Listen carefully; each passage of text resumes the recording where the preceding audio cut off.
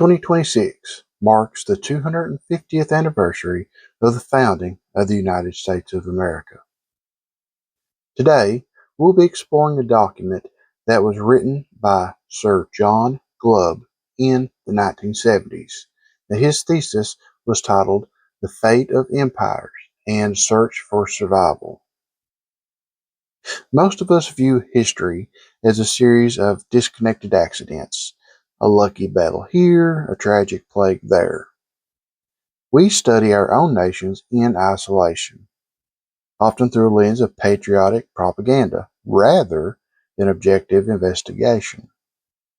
We focus on the great periods, such as Greece, 500 BC, or the height of the Roman Empire, and ignore the gaps in between and treat it as fodder in the human timeline. But what if history is singular, continuous stream? What if, by looking at the last 4,000 years of human experience, we could find patterns that repeat regardless of climate, culture, or religion? Now, Sir John Glubb was a man who lived history before he wrote it. After serving in World War I and commanding the Jordan Arab League for nearly 2 decades, he spent his retirement analyzing the rise and fall of great powers. He proposed a startling thesis that the life expectancy of a superpower is approximately 250 years, roughly 10 generations of human life. Today, we're diving into the 250-year clock to see if we are currently living in the Age of Decadence. Stay tuned. The human yardstick and why 250 years. Glubb listed 11 major empires to prove his point, ranging from the ancient world to the more modern era. As an example, Assyria, 247 years. The Arab Empire, 246 years. Spain, 250. Great Britain, 250 years. Critics argue that the Jet Age has changed everything, that technology makes the past irrelevant. But Glubb disagreed. He pointed out that while the Assyrians marched on foot and the British used ocean-going ships and railways, the duration of their power remained identical. Technology changes the shape of an empire, but not its lifespan.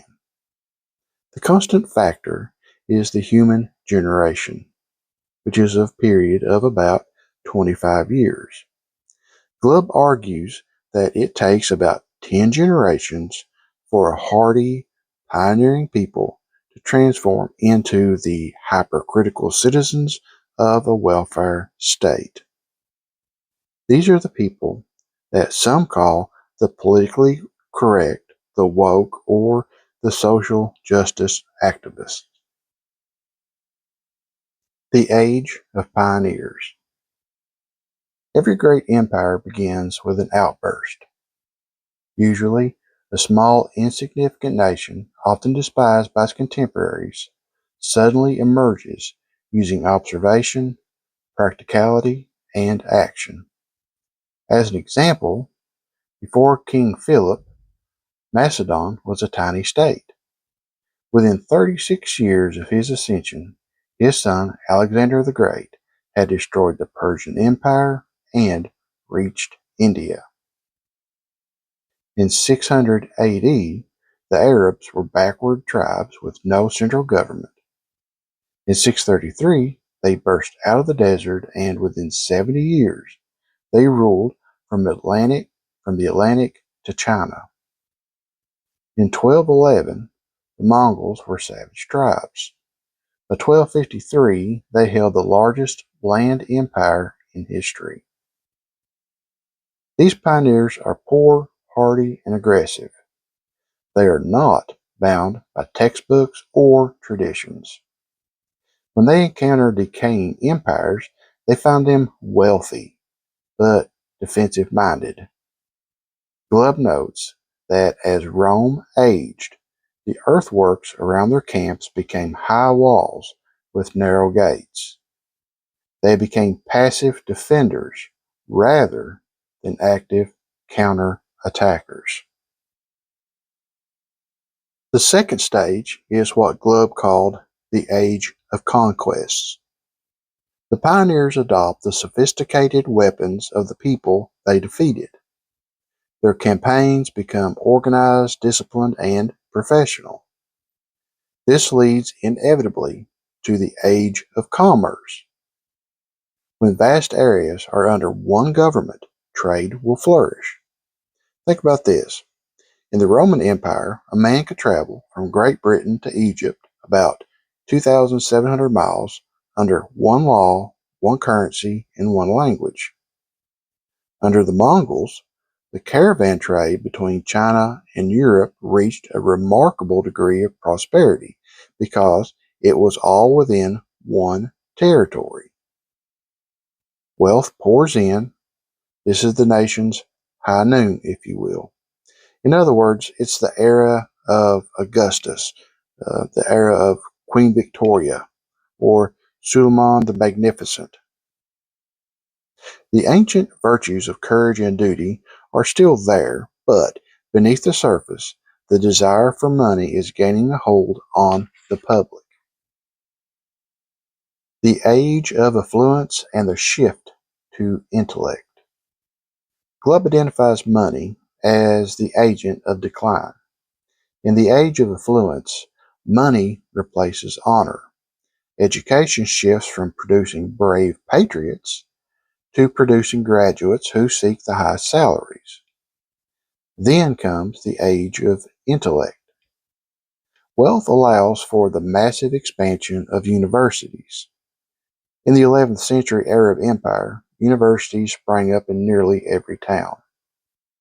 Glubb notes that in his own time, in Great Britain and the United States, there was a similar explosion of colleges compared to their age of conquest, when only a few like Oxford or Harvard sufficed. The danger of intellectualism is that it leads to the babble of talk. Discussion and argument destroy the power of action. Public affairs drift while leaders engage in unceasing chatter of argument. In other words, they talk the talk, but they don't walk the walk. They start to put every aspect of society, civil laws, morality, and others under a microscope and highly criticize it. Finally, we reach the age of decadence. Glubb's description of this stage is often chillingly familiar. Some key symptoms. 1. Defensiveness. The nation is no longer interested in glory, only in retaining its wealth. It buys off enemies with subsidies instead of facing them with weapons. 2. Civil dissension. Internal political hatreds intensify. Instead of standing together against threats, factions fight each other. The Byzantines spent their last 50 years in civil war while the Turks stood at the gates. 3. The influx of foreigners. Immigrants flock to the wealthy capital. While individually capable, they lack the solidarity of the original founding race, leading to cracks and schisms in political, national policy during emergencies. The foreigners refuse to assimilate. 4. Frivolousness. The heroes of the age are no longer statesmen, but athletes, the singer or the actor. Glubb notes that in the 10th century Baghdad, pop singers, if you will, with lutes, which was the guitar of their day, had an extraordinary influence over youth. 5. The welfare state. Glubb views the welfare state not as a high watermark of progress, but as a milestone of decline. The state spends lavishly on benevolence until the economy completely collapses. Is a fall inevitable? Glubb provides a remarkable example.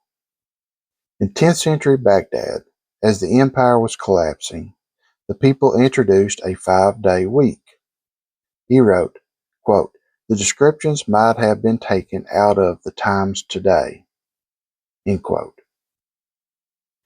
Is the 250-year cycle a divinely ordained system to ensure every race gets its turn at greatness?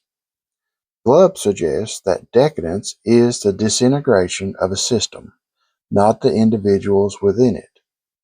When individuals leave a decadent empire, they often thrive in new surroundings. Decadence is a moral and spiritual disease born to too much wealth, too much power for too long, and we stop making the effort to save ourselves because we are no longer convinced anything is worth saving. If we can recognize where we are in this cycle, Glubb believes we might reduce our unjustified hates and perhaps find the wisdom to improve our own moral quality. In closing, history isn't just about the past, it's a map to the future and what to prepare for. The question is, are we willing to read into it? Thank you for listening.